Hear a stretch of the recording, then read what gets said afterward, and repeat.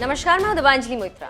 भारत को सीमा पर चुनौती देने की गलती के बाद चारों खाने चित पड़े चीन को अब एक और डर सता रहा है कि भारत उसकी 7 बड़ी कंपनियों पर प्रतिबंध लगा सकता है। चीन की सरकार के प्रोपेगेंडा अखबार ग्लोबल टाइम्स में छपे लेख में विश्लेषकों के हवाले से कहा गया है कि भारत अगर उसकी 7 कंपनियों पर प्रतिबंध लगाता है तो इससे भारतीय अर्थव्यवस्था पर असर पड़ेगा और साथ में भारतीय ग्राहकों पर भी मार पड़ेगी। यानी एक तरह से चीन भारत के हितों की दुहाई देते हुए अपने कंपनियों पर प्रतिबंध नहीं लगवाने के लिए कह रहा है और इसके लिए अपने भोपू अखबार में प्रोपेगेंडा का सहारा ले रहा है। ग्लोबल टाइम्स ने लिखा है कि चीनी कंपनियों के सैन्य कनेक्शन का हवाला देते हुए 7 कंपनियों पर प्रतिबंध की तैयारी कर रहा है। इन कंपनियों में अलीबाबा और हुआवे जैसी बड़ी कंपनियां शामिल हैं।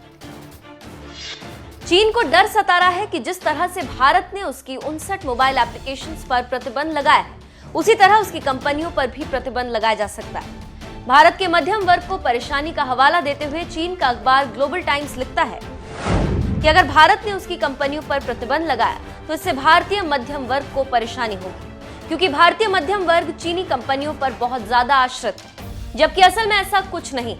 अपने विश्लेषक के हवाले से चीन ये भी मान रहा है कि उसकी कई कंपनियों की सैन्य गठजोड़।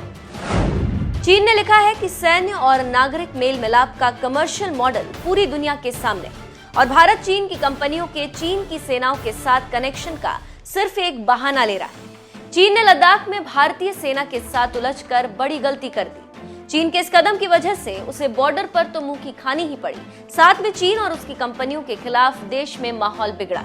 लोग अब चीनी सामान का बहिष्कार करने लगे। साथ में भारत सरकार ने भी चीनी मोबाइल ऐप्स पर प्रतिबंध लगाकर चीन को सख्त संदेश दे दिया।